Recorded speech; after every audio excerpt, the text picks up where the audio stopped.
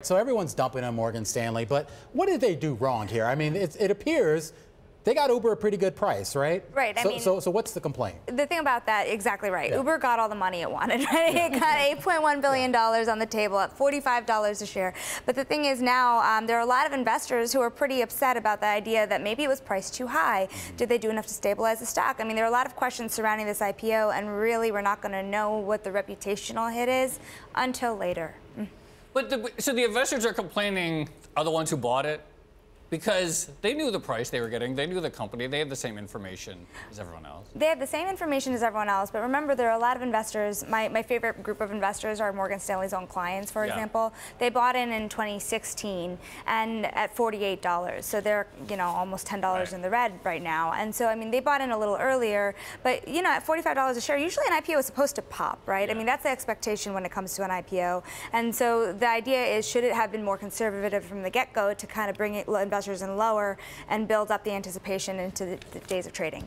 Is this also the issue and the criticism that the longer these big companies remain private, the more they tap basically public market investors? They already go to the Fidelities, the huge institutions that suddenly when you go public, don't want to be any more exposed to you. That's maybe the most important point of the story, I think, because we're going to see a lot more of that into the coming year, right? The problem with this IPO that a lot of our sources told us was that a lot of people, Fidelity, Wellington, high net worth investors, were tapped in much earlier private rounds. To build a book for $8.1 billion took a lot, and then to understand how many of those investors were buy and hold investors and not investors that would sell when things got rough, that was a sticking point here. And the Morgan Stanley bankers, they've built a pretty big business out there in Silicon Valley. So, I mean, they're trusted, right? They're one of the biggest, absolutely. Yeah. I mean, they ended up last year as the top IPO underwriter. Really, when it comes to Silicon Valley IPOs, Morgan Stanley, Goldman Sachs, and now JP Morgan is getting onto more of them, but they're the game.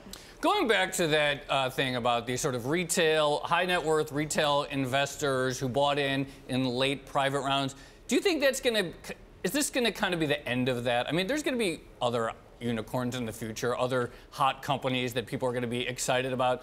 But do you think that this idea of like people getting really excited about some sexy IPO in a few years maybe just won't be a thing as much? That's a great question. Also, it's one that I've been asking all day, actually. Yeah. So the thing is, that let's see how the next couple of ones play out, right? Morgan Stanley actually had a lot of money in Palantir, for example, also. Yeah. And so if people are doing well, and remember, some IPOs this year, like Pinterest, did do well.